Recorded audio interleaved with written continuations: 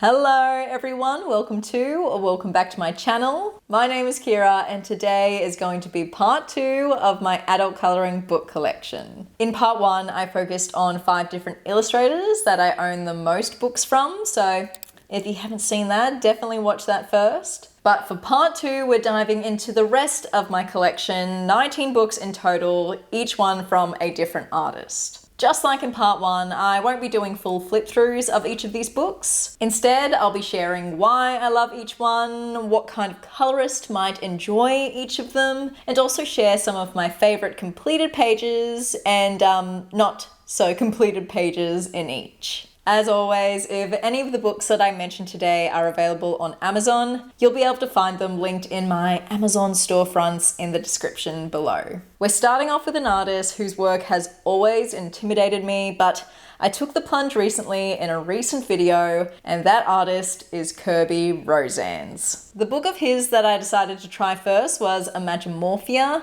and what drew me to this book was its blend of realistic and doodly elements. I typically gravitate towards more quirky, whimsical style colouring pages, and so having those playful elements within his work made dipping my toes into the Kerby Rosanes world just a tinsy bit easier. While I don't think Kerby's books will be ones that I reach for most often, I definitely will come back to them when I want to switch things up a bit and put myself out of my comfort zone. So the one completed page I have in Imagimorphia is this one. This is from the video where I coloured the most intimidating book in my colouring book collection.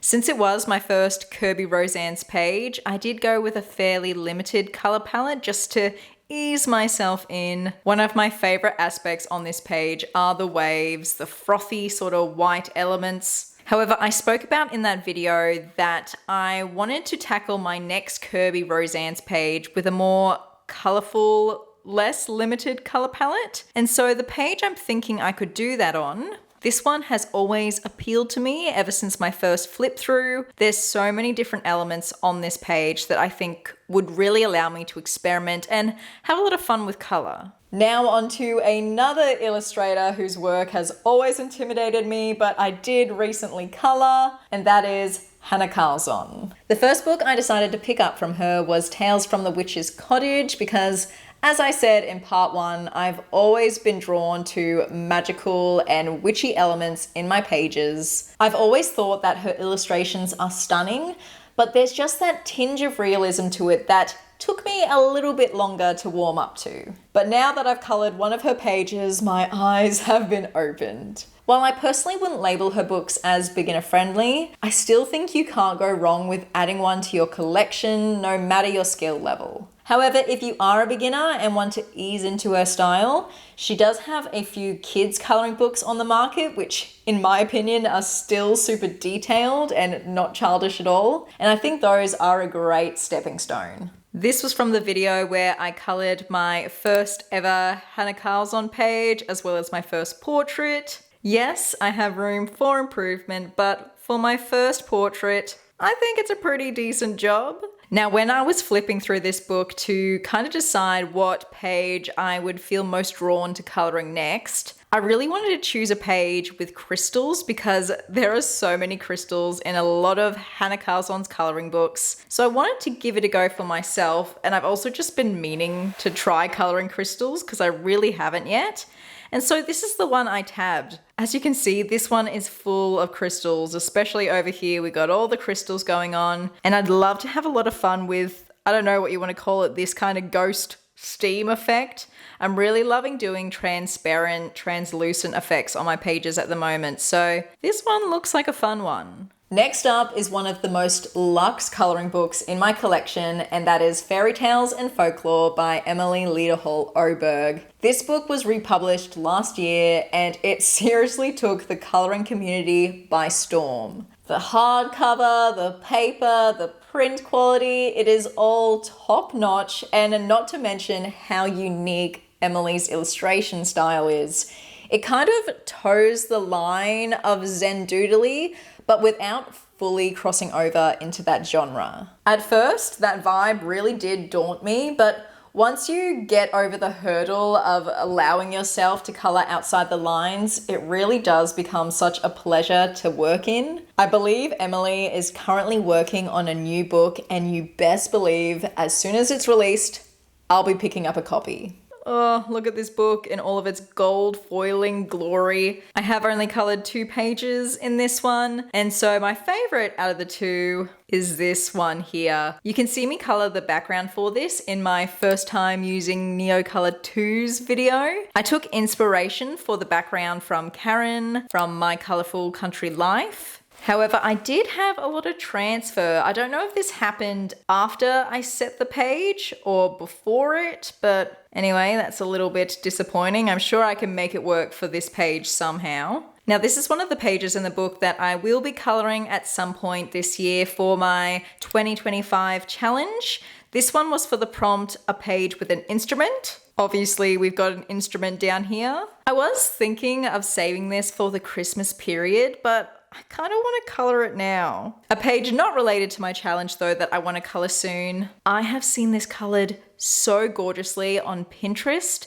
People do these really cool rock effects and almost turn this person up here into a rock. And I want to do the same thing. I think that could be a really interesting page to create. The next book also falls into that luxe category for me, and that is Vibrant Wilds by Sarah Renee Clark. I know I've ranted and raved about this book endlessly on the channel, so I'm gonna try and rein it in, but seriously, I'm obsessed. The paper that Sarah chose for this book is without a doubt the best paper that I've experienced in any coloring book. One of the other things I love about this book is how much space Sarah has left for you to freely create, especially for mixed media, which is something I've been experimenting with a lot lately and just really enjoying. So the one completed page I have in this one, you can see me color it in my review for Vibrant Wilds. And I feel like this page is just the epitome of me as a colorist. The next page I would love to tackle in this book is not necessarily the most visually interesting.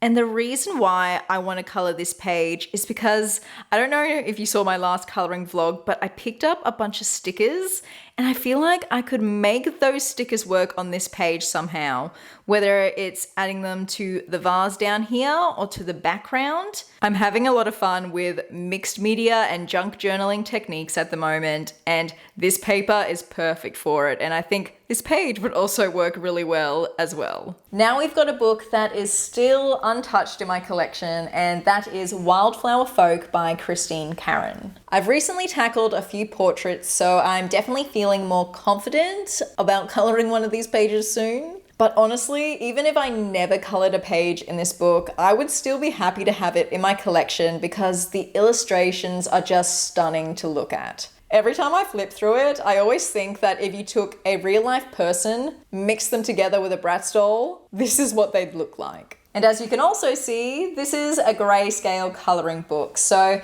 this is perfect for people who want to get into portrait coloring, but are still a bit apprehensive on where to place their shading. The 2 pages I'm most excited to color in this book next. The first is actually the cover page. This is what it looks like within the book, and I really do want to take inspiration from the cover. I would really love to try and tackle this kind of rainbow hair effect. As someone who's only just starting coloring portraits, it might be a bit of a mistake on my part, but we all know how I like to throw myself into the deep end with coloring. And then the second page is a witchy one. We're not surprised. And I do see this colored with a very stereotypical witchy color palette. We're talking purples and oranges. Not sure what I'd do with the background though.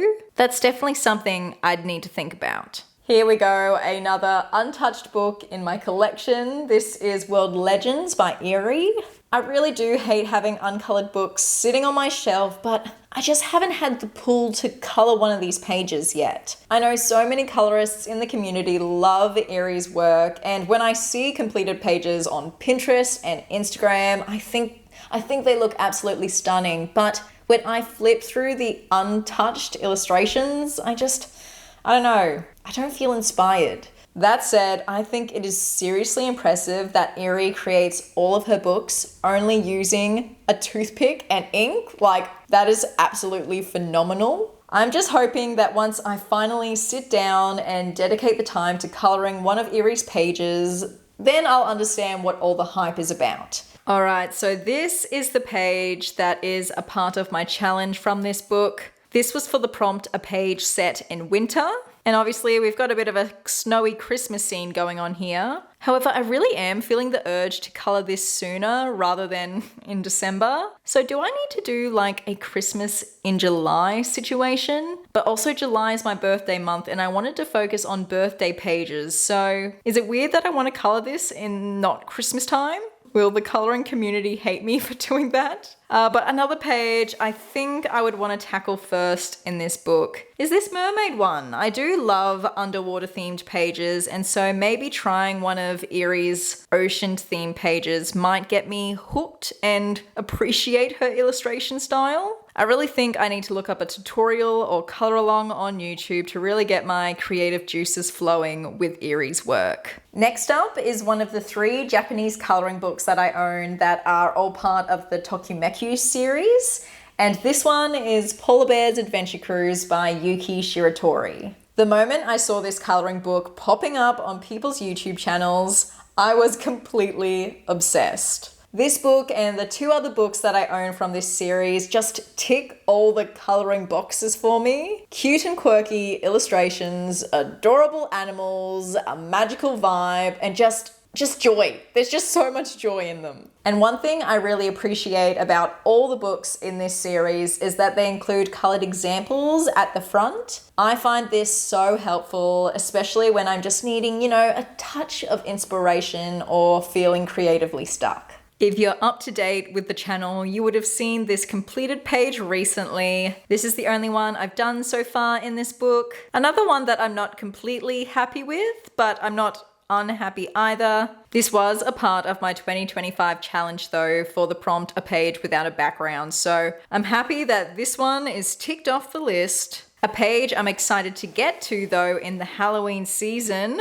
How adorable is this trick or treating scenario? I really love all of the Halloween themed pages in all of these Japanese books. I think they just do them in a really cute and adorable way. I especially love all the little ghosts. Why are these ghosts so adorable? The second book I own from the Tokimeki series is A Journey Through Fairy Tales with the Little Forest Friends by Sayuri Kobayashi. And I can confidently say this is my favorite book within the series. There's just something about these tiny forest creatures reimagined into fairy tales that always puts a smile on my face. I'm not usually the biggest fan of coloring books that are based on pre-existing characters or movies and stuff like that because I feel this unspoken pressure to color them accurately to the original. But books like this are totally different. Yes, they are still based on pre-existing fairy tales, but they still are their own little world. It doesn't necessarily feel like there is a right way to color the pages, and so I still get that joy of coloring something familiar whilst not detracting from the creative process. So my default favorite page in this book, since it's the only one I've colored, I'm not gonna lie, I'm not totally obsessed with it. I think it's lacking a little bit of visual interest. It just feels really samey. The page in this book that's a part of my challenge, this was chosen for the prompt, a page with a black background. I had to choose this page because this book doesn't have any black background pages, and so I figured I'd have to choose a page that I could add a black background to. And I'm a little bit crazy, and a page that I'd love to get to relatively soon in this book is this double page spread. I'm only going to be able to show you one page at a time. This is the left side, this is the right side. Just how cute is that? I'm not usually drawn to double page spreads because they just intimidate me. They take so long to color. But this one, I think it's changing my mind. There's just so much room for creativity in this page. And the third and final book that I own from the Tokimeki series is Seasonal Wreaths of Plants and Friends by Makiko Inotome. This book is perfect for any colorist who loves having a coloring book for every season and every holiday, because this one has it all. Even though I don't color wreaths super often, I do really enjoy them when I get the chance to do so. As I said before, there's just something so visually pleasing about a circular illustration. I also love adding a soft, messy, faded out background with my watercolor pencils behind wreaths. It's really satisfying and mindless to create. The one page I've colored in this book, this very fun sea-themed wreath. And this here is what I was talking about when I do sort of a messy, faded out background behind the wreaths. It's really simple to do, but looks really effective at the same time and kind of extends that fluffy wreath effect. This was also inspired by one of the example pages at the front. I obviously kind of went off on my own tangent a little bit, but hopefully you can loosely see how I was inspired by this one. One page I will definitely be coloring, hopefully this year. This one was for the prompt, a page with mountains for my challenge. And yes, there are no mountains on this page yet. I couldn't find any mountains in any of the pages, and so I figured this was my best one to kind of add my own mountains in. A page that I've got my eye on next though for coloring in this book. This is another one of those ones where I have no clue why I love it so much. I think it's just all the elements on the page are so fun. You got some trapeze artist mice up here. Look at this monkey on top of the horse. You got this elephant. You got this whatever it is doing a handstand over here. It just looks so fun and I'm very excited to color it. Next up is another book with ridiculously cute animals, and it's definitely not going to be the last in this video, and that is Boule de Poire by Diane Dufour, which roughly translates to English furballs. It translates as furballs, which I've always found hilarious. As I'm sure you can imagine, this book is perfect for any animal lover. It is on the smaller side, so it's a great palette cleanser for those more intricate and detailed pages that you find in other coloring books. However, do not let the size fool you, because this book, she is chunky. There are so many illustrations in it. Seriously, so many. It's also another one that goes through all the different seasons and holidays, so if you're a seasonal colorist, this one is for you. So this page here is definitely my favorite that I've colored so far in this book. And I also colored the background with soft pastels in my soft pastels video. And one of my favorite elements on this page are just the multicolored highlights that I did with some acrylic markers. I haven't done that since this page, and I think I need to do it again because it gives such a fantastical, magical vibe to the page. A page from this book that I will be coloring this year from my 2025 challenge. This was for the prompt, a page with, I think it was architecture. It was hard to find a page in this book for that prompt because obviously this is mainly an animal book, but I somehow managed to make it work with this page. Another page I'm really keen to color in this book as well is right at the back, because at the back here you have this section where it's kind of, what do you call it, like notepad paper on one side, and then on the other, you just have an illustration that's already within the book, which obviously means I can use alcohol markers, and I want to use alcohol markers to color this page. I have no idea what kind of background I do though. I definitely try to, I don't know, make it look like they're underwater in some capacity. Now, I personally think this book doesn't get enough love in the coloring community, and that is Magical Woodland by Kate Pellerin. If you're ever feeling uninspired or are in some sort of coloring slump, I highly recommend following Kate's Instagram, because seriously, her artwork is absolutely stunning. Her color palettes are so unique and dreamy. Her illustrations are magic, and so I feel like this book has been very aptly named. The illustrations in this book also have this beautiful sketchy vibe that I find really refreshing. And from the one page that I've colored so far, I definitely found that that sketchy vibe kind of translated into my coloring work. The one page I've colored in Magical Woodland I do really like. We have this gorgeous woodland elfish creature here. I was inspired by a tutorial from Teacups and Art here on YouTube. I think especially down at the bottom here, you can kind of see what I mean by doing more of a sketchy coloring style, more imperfect, and it really does complement the sketchy line work of Kate's illustrations. A page in this book that's a part of my challenge. This is one where I had to get a little bit creative with the prompt. The prompt was a page based on your zodiac sign, and I'm a Cancer, and there was no sort of water crab like illustrations in this book. So I decided to go off more of the personality traits of a Cancer. We are seen as homebodies, we like to stay within our shell, and I felt like this character here kind of gave that vibe by staying at home within their little home library, and I'm quite the avid reader myself, so it felt apt for me. A page I'm excited to color soon though is this one. I'm definitely on a little bit of a alcohol marker portrait kick at the moment, and I thought this would be a great one to give a go, especially since it's more on the cartoony side to the other portraits I've been playing with recently.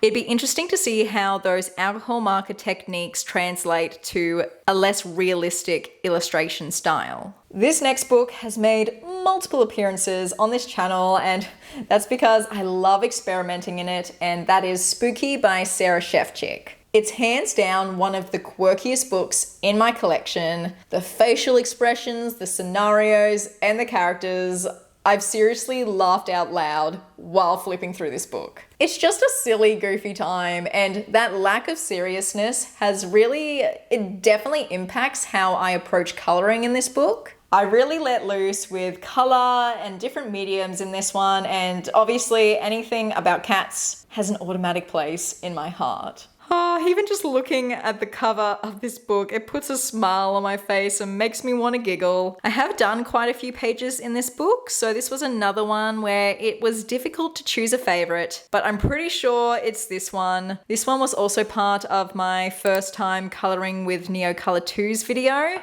and this background was inspired by, oh my gosh, their Instagram account has literally just blown out of my brain. Oh, I remember, it's Nolly's World or Nollis World. I'm not really sure how you pronounce it, but I took inspiration from one of her pages for this background, and I really do love how it came together. This one I will be coloring at some point this year for my challenge. This was for the prompt, a page set in spring, and I thought, it gave a lot of spring vibes since we've got a lot of florals going on, and I could add some sort of text on the label here, something to do with spring. And then one page I would love to color soon. I just find this page hilarious. See what I mean? That I laugh out loud when I look at some of these illustrations. We've got a cat drowning in flowers inside of a light bulb. Such a bizarre and quirky scenario, but I love it. Next up is a special book in my collection, which is My Tiny Forest by Nina Stajner. Sadly, this particular edition is no longer available. However, you can still purchase it on Amazon, but it is printed on Amazon quality paper, which we all know isn't the best to work with. I'll talk about that later. The illustration style in this book is definitely a little bit more simplistic to a lot of the other books in my collection, but I actually really like that considering it's printed on watercolor paper. It gives me the opportunity to experiment with watercolors without having to deal with super tiny illustrative elements. I really struggled to pick my favorite colored page in this book as well, but I ended up going with this one. I did color this background in my watercolor background tutorial, but it was a really simple technique that turned out really effective in the end. Now, this is the page from my 2025 challenge list. It was chosen for the prompt, a page set underwater, I think, or an underwater themed page. And of course I got that prompt for a book that's set in a forest. And this is the best I could find. We've obviously got some water river here, but I did put the idea out there that I turn this entire page into an underwater scene. Like this is all happening in some weird Atlantis-like situation. And I think I want to give it a go, but I just don't know if I can pull it off. A page that's less intimidating though, that I think I will actually enjoy coloring and not stressing about, Look at this one. Another element that I do really enjoy coloring is mushrooms. I think because you can have so much fun with coloring mushrooms. You can really have fun with different color combinations. And they're one of those elements that I don't think needs to be colored realistically. Moving on, we now have a beautiful book that translates to Forest and Nature. And this is by Rita Prince, who is a very popular Etsy artist in the coloring community. I first saw this book in a flip through on Shell's Coloring Journeys channel, and she described the book as being very calming and relaxing, and I think that is the perfect description. There are so many illustrations in this book, and each one just feels like a breath of fresh air. I feel like there's this organic and flowing quality to her line work where each element seems to flow from one to the next. And usually a nature-themed book wouldn't really grab my attention, but there's something about the way Rita Prince just illustrates these inanimate objects and peaceful landscapes that instantly had me hooked. So the one page I colored in this book was from the video where I colored with the most intimidating coloring supplies. This one is a very vibrant and saturated page. I used predominantly Derwent Inktense pencils for the background on this page, and I do think it came together really well. And the page I'm really excited to color in this book next is this one for some reason. I feel like this is not one I would usually gravitate towards. I think because when I first got this book, I had just watched the Wicked movie and I thought I could turn this into like almost a forest emerald city. I think that could be really fun, but there might be too much green on the page if we've got all this bush element and then have green buildings as well. So my alternate thoughts for this page is that I create almost a rainbow city, and I think that would be, I don't know, be kind of cool, right? The next 3 books I'm going to show you are all Amazon printed coloring books, and as I alluded to earlier, I've never been the biggest fan of such books, but some illustrations are just too good and are worth making the exception for, and this is one of them. It is Year of Witches by Usaku. I genuinely love every single page in this book. The illustrations are just so inspiring to color for me, so I definitely could see myself coloring this book to completion one day. Even though the paper quality leaves much to be desired, my love for the illustrations have definitely pushed me to experiment and figure out techniques that work well in Amazon printed coloring books. I have completed quite a few pages in this book, so it was tricky to pick my favorite, but I think I'm going to go with the one that I've colored most recently. This was colored in my 3rd episode of my Mastering Alcohol Markers series on the channel, and I really showed you how to do all the textures and patterns on this page. So the rain effect in the background, the pebbles, the little dewdrops on the leaves, as well as the patterns on the girls' dresses. It's probably one of the most technically advanced pages I've done in my coloring journey. The very first page in this book is a part of my challenge. We have this very nice breakfast table scene.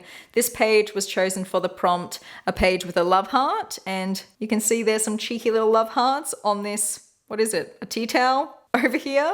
I had the strangest inclination that I wanted to color this page in a monochromatic color palette. We'll see if I follow through with that idea later. Another page I'm really keen to color in this book soon though is the one right behind it. And as I said earlier, I'm really loving transparent, translucent effects in my coloring pages at the moment. And so because we've got this cat steam coming out of these 2 drinks here, I can really play with that effect. Have no idea what I'd do for the background. I've seen someone add their own house in. I definitely am not going to go to that extreme, but maybe something galaxy-like might be fun. Next up is Adorable Town by Lainey Dow, and this was my first Amazon printed coloring book, and I seriously had no idea what I was getting into when it comes to the paper quality. I've since learned that the way to approach an Amazon printed coloring book is just to manage your expectations and also learn how to adapt your techniques. That being said, I have contemplated destashing this one. The illustrations don't quite appeal to me as much anymore, but at the same time, this book has some of my earliest coloring work in it, and so it is still kind of sentimental and special to me. It's just a nice reminder of how much progress I've made, so for now, it's staying within the collection. I was vacillating between two pages that I thought might have been my favorite that I've colored in this book, but I ultimately went with this one. You can see me actually color a majority of this page from a video ages ago. I can't even remember what the video was about. I think it was testing out the Artex pencils on Amazon paper. And this was the first time I tried the technique of doing a base with white acrylic marker and then going over the top with gold glitter gel pen. And I really like how the effect turned out. It really just got rid of any of the line work that was on the page and gives it almost an embossed kind of look. Now, like I said, I don't anticipate coloring a page in this book really ever again. Oh, that sounds horrible. I feel terrible for saying that. Who knows? I might change my mind. But if I was going to, this is the one I would color next. We know I love witchy stuff. We know I love coloring jars. We know I love cats. So this has all of those really fun elements for me. This next book is a fairly recent addition to my coloring collection. You might remember seeing it in last month's coloring vlog. It was actually sent to me by the illustrator themselves. And I will be honest, if I'd only seen the uncolored illustrations in this book, I probably would have politely declined just because it's not my usual style. But Ellie also sent through colored examples of each page, and that completely changed my mind. I thought the color palettes used in the examples were stunning, and it definitely sold me on this book. My plan for this book is to treat it kind of like a color by numbers experience. I want to use either alcohol markers or acrylic markers as kind of a way to de-stress and do some mindless coloring at the end of the day. Since this book doesn't have any completed pages in it yet, I thought I'd show you two pages that I'm really excited to color first in this book. The first is this one, and actually both of the pages I'm about to show you are the portrait pages within the book because those are I find those the most visually interesting within the examples. So I'm going to put the example right next to it on the screen here. The colored example really does remind me of the kind of Art Deco style in a way, kind of, not really. And I would do my best to try to replicate it as much as I can. And then the second portrait, looking at the sample, there is no way I would have thought that this could turn into that. But yeah, I'm pretty sure the colored examples come actually within the book if you pick up this one now. Okay, so this next book is a bit of a wild card, and I wasn't even sure if I should include it in this video because I kind of don't see it as an official coloring book within my collection. I picked up this Color Me Magnets Disney Princess book because my plan was to film a kids coloring book challenge for the channel, and I thought it would be interesting to color one of the pages in a semi-realistic way, or at least attempt to. Though that being said, I'm not even sure if I'm going to film that video anymore. Based on some recent polls that I posted on Instagram and my YouTube community tab, it doesn't seem like there's a lot of interest. But if you still want to see that challenge, definitely let me know in the comments. If there's enough interest, I'll make it happen. So if I do end up doing that kids coloring book challenge, I'm kind of vacillating between two pages at the moment. The first is this bell page. I feel like I could have a lot of fun with a background for this illustration. Might be fun to add little doodles of some elements that are within the Beauty and Beast movie. And then the second one I'm thinking that I could do for that challenge is the Tangled Rapunzel page. Not as much room for a background in this one. I feel like I'd even want to add some little elements to the hair as well. Maybe add some of my own flowers within the hair. But yeah, if you do want to see that kids coloring book challenge, let me know which one of these pages you think would be better for me to take on. My voice is slowly fading away from me, but we finally made it to the last book in my coloring book collection, and that is Manga Mania by Christopher Hart. I received this one from the publisher in the last video, and oh my goodness, I have been absolutely obsessed ever since. This book is packed with content. There are 118 illustrations, and I just find myself constantly flipping through it because there's so much to take in. As you've probably noticed, I don't really own any other coloring books within this manga illustration style, so I'm really curious to see how I find the experience. So definitely stay tuned because I reckon I'm going to tackle a page from this book very soon, and maybe I'll even do it on the channel. Oh, here is this massive, gorgeous book. The 2 pages I've decided to show you aren't necessarily my favorite within the book, but they have an ulterior motive for the channel or for approaching this manga style. So the first one I'm going to show you is the one I think I should color first in this book because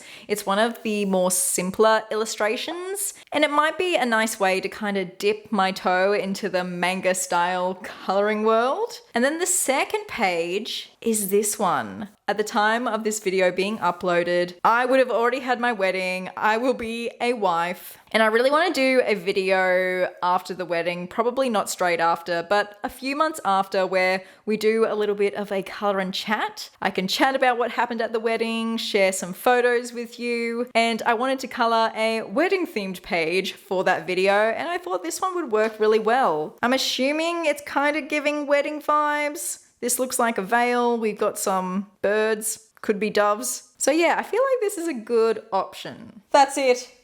That is my entire coloring book collection. This 2-part series has been an absolute marathon to film and edit, so if you did enjoy it, please let me know by giving it a little bit of a like down below. It really does help support the channel. Let me know in the comments how long you've been coloring for and how many books you have in your collection. I love fangirling with you, but in the meantime, happy coloring, friends. Have a good day, have a good life, and I'll see you in the next one. Bye!